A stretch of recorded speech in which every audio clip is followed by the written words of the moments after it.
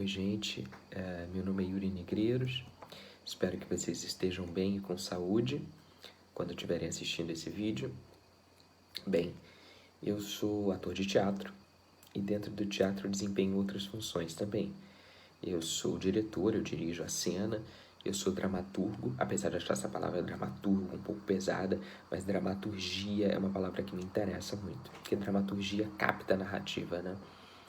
E também sou produtor cultural e executivo. Ultimamente, na pandemia, tenho exercido mais a questão de ser dramaturgo, já tenho algumas peças que já foram apresentadas e também escrevo para algumas revistas de universidade com a temática de arte. Então, ultimamente eu tenho publicado mais essas revistas por conta da pandemia. Bem, eu como ator comecei, meus primeiros contatos com teatro foram em Rio das Ostras. Através da própria movimentação teatral, eu participei de 2 grupos, o grupo Você Que Sabe, o grupo Cabalarte, dentro de Rio das Ostras, e aí eu já dirigia, já montava espetáculo, já escrevia para espetáculo. E meu primeiro contato com escola foi no Centro de Formação Artística de Música, Dança e Teatro de Rio das Ostras. Eu fiz o preparatório, que é um curso pré-técnico que tem ali, que é super interessante, que é onde você está sempre dentro da sala de trabalho. E eu trabalhei com a Poliana Lotti, que era uma professora que dava aula lá, e com um trabalho super consistente, super interessante, que me serviu de base e me projetou para muita coisa. Tem muita da minha pesquisa que eu desenvolvi no preparatório hoje no que eu trabalho. E dali eu fui para o Instituto Nossa Senhora do Teatro, que é um instituto no Rio de Janeiro, que também projeta seus alunos para um teatro de vanguarda, e não forma só o ator. O Nossa Senhora do Teatro não tem só um caráter formativo, as coisas que a gente chama de técnica de teatro, mas sim no fazer teatral, né? Porque muitas das vezes você não consegue ser só ator, você tem que fazer cenário, você tem que dirigir, e lá me projetou muito para isso. E eu sempre fui um artista que teve a oportunidade de trabalhar em diversas linguagens do teatro, porque tem vários teatros, né? É importante a gente saber que teatro a gente quer fazer, que teatro a gente pode fazer e que teatro vai acudir à sociedade naquele momento. Então, assim, qualquer janela é uma janela que se abre para o mundo. Então é importante a gente escolher o nosso tipo de teatro, mas o teatro, que é uma linguagem dentro da arte, tem diversas linguagens. Eu pude experimentar algumas delas. Eu trabalhei com ópera, eu trabalhei com teatro infantil, teatro religioso, Alto de Natal, Paixão de Cristo, comédia grega, tragédia grega, Shakespeare, mímica corporal dramática, que eu estudo, que é um teatro de Etienne Decroux. Trabalhei com pessoas, com artistas europeus, trabalhei com artistas sul-americanos, que têm pesquisas super interessantes que não são difundidas. Enfim, graças a Deus eu tive essas oportunidades de ter contato com diversos artistas que tinham contato com diversos teatros. Então, enfim, estudei em diversos lugares e depois de perceber o tipo de teatro mais ou menos que eu queria fazer, eu fundei com uns amigos meus que começaram comigo também antes de entrar no Centro de Formação Artística. A gente tinha muita necessidade de discutir o que seria colocado em cena, o que é possível colocar na cena, e o que é a cena, né? Então, nós fundamos o Núcleo de Experimentos Cênicos, que é o NEC, que é onde eu trabalho hoje, onde eu sou diretor artístico, escrevo e também sou ator, enfim. E lá a gente discute o que é possível colocar na cena. Então a gente tem ali algumas pesquisas aplicadas, que é o nosso treinamento aplicado, que é um treinamento de alguma coisa que vai servir ao trabalho que a gente está desenvolvendo. Então é sempre um momento de aprender coisas novas. E tem um treinamento permanente, que é o treinamento que a gente faz a respeito do nosso corpo e muitas das vezes as possibilidades da linguagem, que é aí que a gente vai falar sobre isso, sobre a linguagem. Então, a linguagem para nós no Núcleo de Experimentos Cênicos é uma pesquisa super importante, porque a linguagem ela estabelece um discurso, o discurso é sempre proferido por alguém, e é importante a gente saber, principalmente como artista, através de que discurso a gente está falando, quem está falando pela gente, qual é a nossa voz, né? E qual a importância, quem escuta, quem não escuta, por que não escuta. Então a linguagem é super interessante, tanto a linguagem que é montada na cena como a linguagem falada, né? A linguagem do texto, tanto escrito quanto do texto encenado. Então a linguagem é um dos pilares do nosso trabalho. Então é sobre linguagem que a gente vai falar hoje, e a gente vai conversar um pouco nesse vídeo sobre literatura de favela. Há um tempo atrás eu trabalhei em parceria com a Secretaria de Direitos Humanos do Rio de Janeiro e eles tinham um projeto que chama Desculpe Incomodar, que era um projeto de gerir pequenos projetos, pequenas células de arte dentro de espaços periféricos. E eu trabalhei num abrigo Plínio Marcos, que eram para pessoas em situação de rua. E lá a gente trabalhava com teatro com eles e muitos estudos da linguagem. E muitas dessas pessoas elas eram oriundas de favelas, que foi para onde me chamou a atenção a questão da literatura de favela. Bem, a favela, o termo favela, ele surge no Rio de Janeiro. A primeira favela que é instituída assim, é o Morro da Providência, e aí tem todo um contexto histórico por trás disso.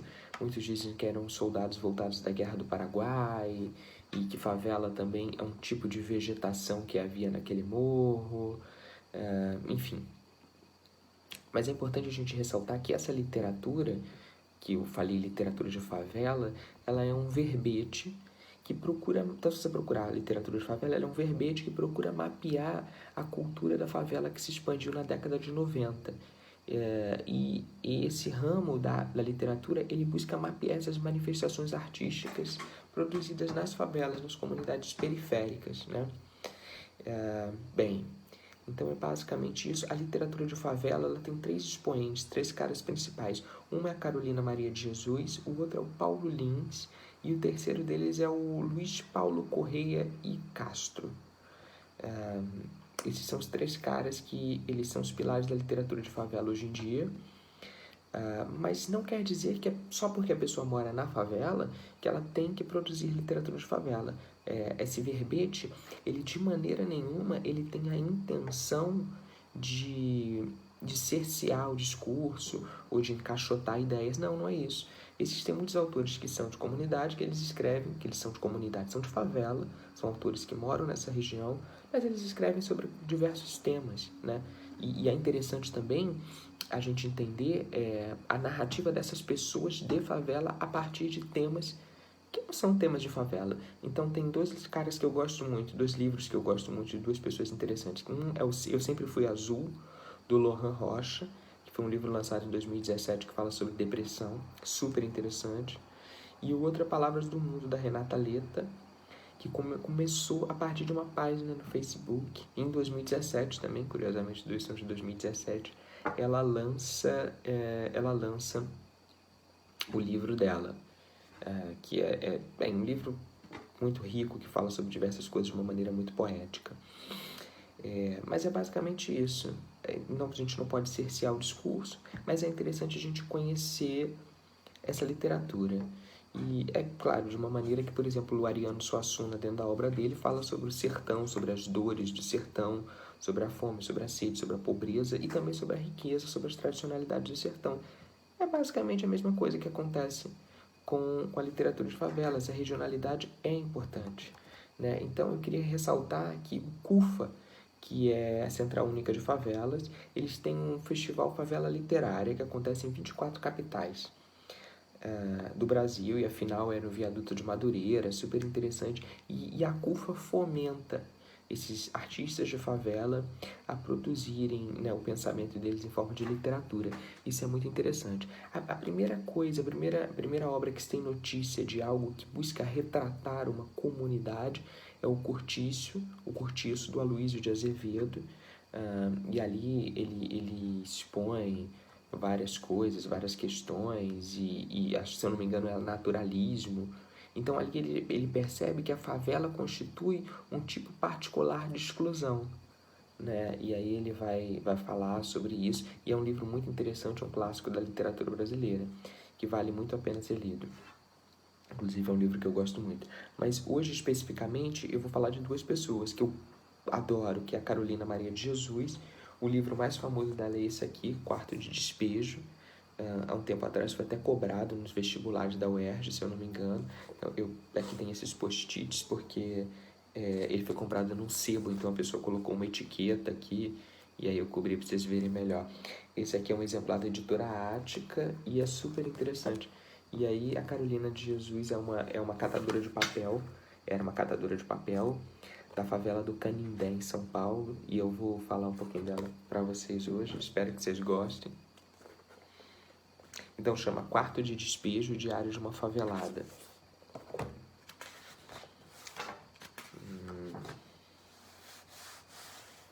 Essa edição é de 1992. E aí aqui ele traz uma descriçãozinha dela que eu vou ler para vocês, acho super interessante, que é assim: favela, o quarto de despejo de uma cidade. O cotidiano da favela já foi contado por diversos autores de diferentes maneiras. Nesse livro, a perspectiva é outra. É de quem vive na favela, mas especificamente a de uma catadora de papel que só pôde chegar até o 2º ano do ensino fundamental. Quarto de Despejo é uma edição dos Diários de Carolina Maria de Jesus.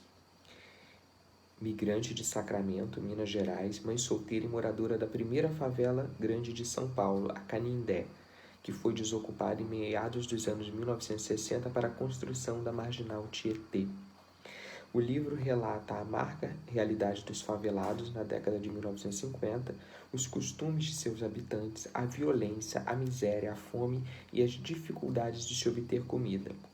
O tempo passou, a cidade cresceu, mas a realidade de quem vive na miséria não mudou muito, e isso faz do relato de Carolina uma obra atemporal, sempre emocionante. Best-seller, traduzido para 13 línguas, Quarto de Despejo também é um referencial importante para estudos culturais e sociais, tanto no Brasil como no exterior.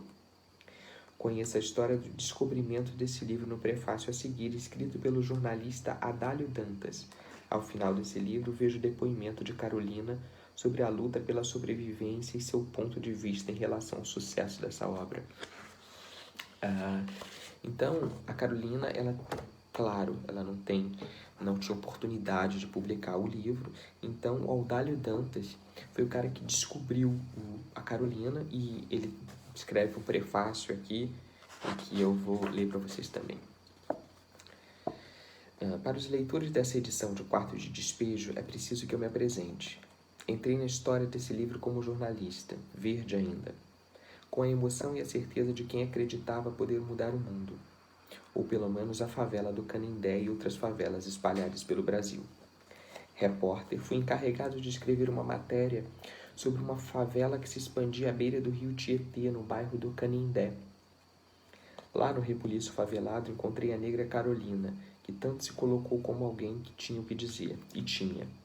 Tanto que na hora desisti de escrever a reportagem. A história da favela que eu buscava estava escrita em uns 20 cadernos encardidos que Carolina guardava em seu barraco. Li e logo vi. Repórter nenhum, escritor nenhum poderia escrever melhor aquela história. A visão de dentro da favela. Da reportagem, reprodução de textos do diário, publicadas na Folha da Noite, em 1958, e mais tarde, em 59, na revista O Cruzeiro. Chegou-se ao livro em 1960. Fui o responsável pelo que se chama edição de texto. Li todos aqueles 20 cadernos que continham o dia a dia de Carolina e de seus companheiros de triste viagem. A repetição da rotina favelada, por mais fiel que fosse, seria exaustiva. Porém, foram feitos cortes selecionando os trechos mais significativos. A fome aparece no texto com uma frequência irritante, personagem trágica e irredável, tão grande e tão marcante que adquire cor na narrativa tragicamente poética de Carolina. Em sua rotineira busca da sobrevivência no lixo da cidade, ela descobriu que as coisas todas do mundo, o céu, as árvores, as pessoas, os bichos, ficavam amarelas quando a fome atingia o limite. Carolina viu a cor da fome, a amarela. No tratamento que dei ao original, muitas vezes por excessiva presença, a amarela saiu de cena, mas não de modo a diminuir sua importância na tragédia favelada.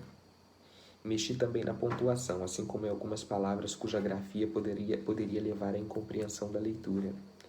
E foi só, até a última linha. O tempo operou profundas mudanças na vida de Carolina, a partir do momento em que seus escritos, registros do dia a dia, angustiantes da miséria favelada, foram impressos em letras de forma num livro que correu o mundo, lido e discutido e admirado em 13 idiomas. Para começar, ele rompeu as barreiras Um livro assim forte e original só poderia gerar muita polêmica. Para começar, ele rompeu a rotina das magras edições de 2, 3 mil exemplares no Brasil. Em poucos meses, a partir de agosto de 60, quando foi lançado, sucessivas edições atingiram em conjunto as alturas de 100 mil exemplares. Os jornais, as revistas, o rádio e a televisão, primeiro aqui e depois no mundo inteiro, abriram espaço para o livro e para a história de sua autora. O sucesso do livro, uma tosca e acabrunhante, e até a lírica narrativa do sofrimento do homem relegado à condição mais desesperada e humilhante da vida. Foi também o sucesso pessoal de sua autora, transformada de um dia para o outro numa patética Cinderela saída do borralho do lixo para brilhar intensamente sob as luzes da cidade. Carolina, querendo ou não, transformou-se em artigo de consumo, e, em certo sentido, num bicho estranho que se exibia com uma excitante curiosidade, conforme registrou o escritor Luiz Martins. Mas acima da excitação dos consumidores, fascinados pela novidade e pelo inusitado feito daquela negra semi-analfabeta que alcançara o livro com estrelato, e mais do que isso, ganhara dinheiro, pairara a força do livro, sua importância como depoimento, sua autenticidade e paradoxal beleza. Sobre ele escreveram alguns dos melhores escritores brasileiros, Raquel de Queiroz, Helena Silveira, Manuel Bandeira, entre outros, o que não impediu que alguns torcessem o nariz para o livro e até lançasse dúvidas sobre a autenticidade do texto de Carolina. Aquilo, diziam, só podia ser obra de um espertalhão, um golpe publicitário. O poeta Manuel Bandeira, em lúcido artigo, colocou as coisas no devido lugar. Ninguém poderia inventar aquela linguagem.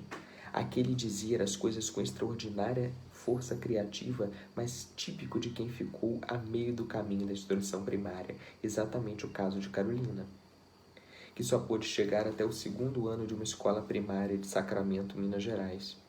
O impacto causado por Quarto de Despejo foi além das discussões sobre o texto. O problema da favela, na época de dimensões ainda reduzidas em São Paulo, foi discutido por técnicos e políticos.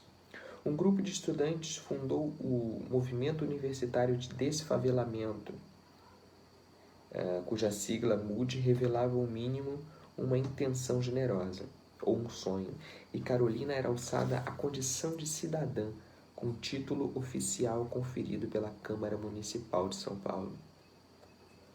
O cenário que foi escrito, o diário já não é mais o mesmo. Parte dele deu lugar ao asfalto de uma nova avenida, por coincidência chamada Marginal. A Marginal do Tietê, que passa por ali, onde até meados dos anos 60 se erguia o caos semi-urbano e sub-humano da favela do Canindé, em São Paulo. O resto foi ocupado por construções sólidas, ordenadas, limpas, aprumadas no lugar dos barracos cujos ocupantes foram para os outros cantos da cidade, para outros quartos de despejo. Mais de 30 anos decorridos desde o aparecimento de um quarto de despejo, a cidade tem outra cara, esparramada para muito além da Avenida Marginal, e a favela Canindé, onde viveu Carolina Maria de Jesus, na Rua A, barraco número 9, multiplicou-se em dezenas, centenas de outras. E assim, Quarto de Despejo não é um livro de ontem, é de hoje, e os quartos de despejo multiplicados estão transbordando. 1993. Então, aqui a gente percebe, o preconceito que ela sofreu no início. As pessoas diziam que o livro não era dela, e porque era uma mulher também, no cenário literário que era dominado por homens e até hoje é dominado por homens, apesar das mulheres serem um gênero que mais lê, mais consome livro. Tem uma coisa interessante aqui que diz que esse livro é dedicado aos netos de Carolina Maria de Jesus: Ricardo, Luciana, Marisa, Paulo César, Adriana, Lilian, Eliane, Elisa, Ana, Jackson e Rafael. Eu vou ler um trechinho para vocês do livro, para vocês verem a escrita da Carolina. Ele é escrito em forma de diário, então ele tem datas em todo o... Não sei se vai dar para ver, mas ele tem data em todos os textos. 15 de julho de 1955, aniversário de minha filha Eunice. Eu pretendia comprar um par de sapatos para ela. mas o custo dos gêneros alimentícios nos impede a realização dos nossos desejos. Atualmente somos escravos do custo de vida. Eu achei um par de sapatos no lixo, lavei e remendei para ela calçar. Eu não tinha um tostão para comprar pão, então eu lavei 3 litros e troquei com Arnaldo. Ele ficou com os litros e me deu pão. Fui receber o dinheiro do papel, perdão. Recebi 65 cruzeiros. Comprei 20 de carne, 1 quilo de toicinho e 1 quilo de açúcar e 6 cruzeiros de queijo. E o dinheiro acabou-se. Passei o dia indisposta. Percebi que estava resfriada.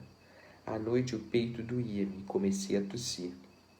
Resolvi não sair à noite para catar papel. Procurei meu filho João José.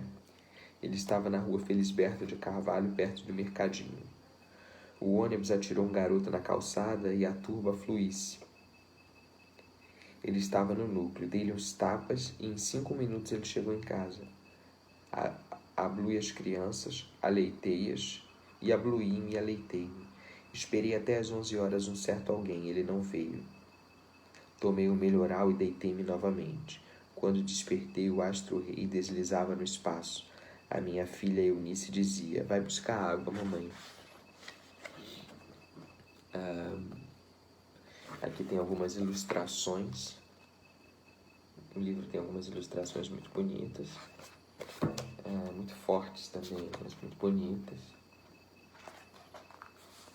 Que retratam o dia a dia, né, da catadora de papel. E aqui no final ele traz um pouco sobre a Carolina de Jesus, que é uma figura super interessante. E ele faz algumas perguntas a ela, né? Que é bem bacana. E tem uma que eu adoro, que ele pergunta por que ela começou a escrever, né? E ela responde: quando eu não tinha nada o que comer, em vez de xingar, eu escrevia. Tem pessoas que, quando estão nervosas, xingam, e outras pensam na morte como solução. Eu escrevi o meu diário. E ele pergunta também aqui o significado da literatura. E ela responde: a transição de minha vida foi impulsionada pelos livros. Tive uma infância atribulada e, por intermédio dos livros que adquirimos, boas maneiras e formamos nosso caráter. Se não fosse por intermédio dos livros, que deu-me boa formação, eu teria me transviado, porque passei 23 anos mescladas com os marginais. E aí ela fala marginais, pessoas que não estavam dentro da lei, né? Mas é super interessante esse livro, então eu indico para vocês Quarto de Despejo, Diário de uma Favelada, Carolina Maria de Jesus.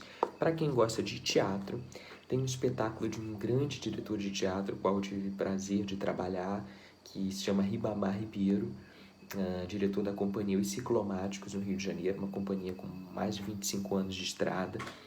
E eles têm um espetáculo chamado Salve Ela, Carolina Maria de Jesus. E está no YouTube esse espetáculo. Então, para quem gosta de teatro, vale muito a pena assistir depois de ler o livro ou antes, vocês que sabem. E o outro cara que eu vou falar hoje para vocês é o Paulo Lins. O Paulo Lins todo mundo conhece porque ele escreveu um livro que virou filme. É um filme super famoso, super premiado lá fora, que chama Cidade de Deus. Mas na verdade, Cidade de Deus, antes de virar filme, ele é um romance escrito pelo Paulo Lins, publicado em 1997 pela Companhia das Letras, e ele faz um painel, né? Ele traz ali um panorama das transformações sociais pelo que passou o conjunto habitacional da Cidade de Deus, né?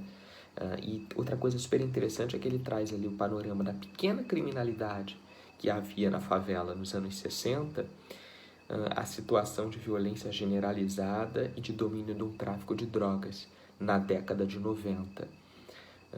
Então ele, para redefinir essa situação do lugar onde ele cresceu, porque o Lins é de lá, o Paulo é de lá, ele usa o termo neofavela. Isso é super interessante. ele cria, então a linguagem é uma coisa maravilhosa, né? Ele cria o termo neofavela, em oposição à favela antiga, aquela das rodas de samba, da boemia, da malandragem.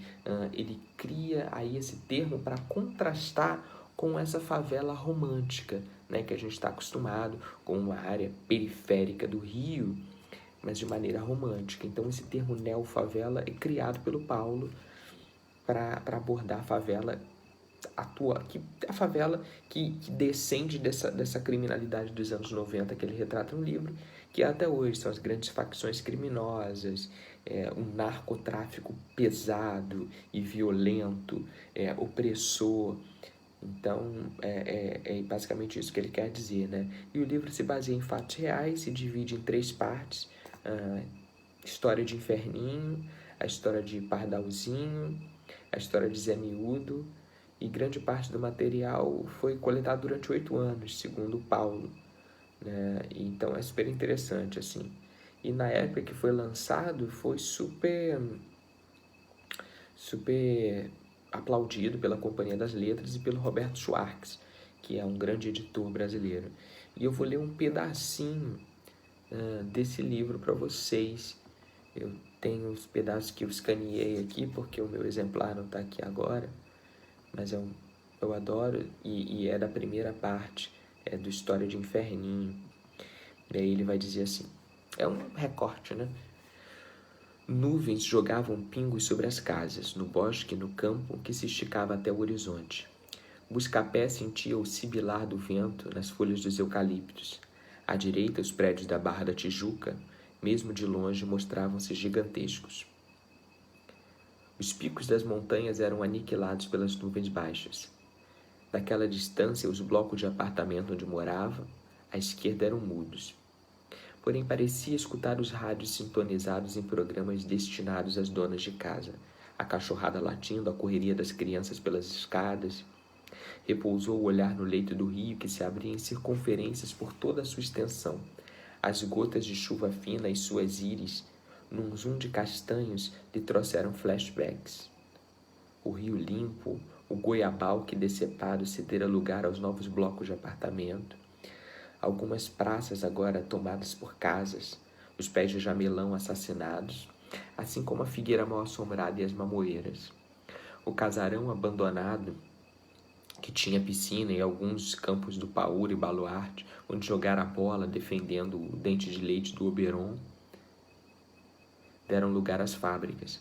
Lembrou-se ainda daquela vez que fora apanhar bambu para a festa junina do seu colégio e tivera que sair voando porque o caseiro do sítio soltara os cachorros em cima da meninada.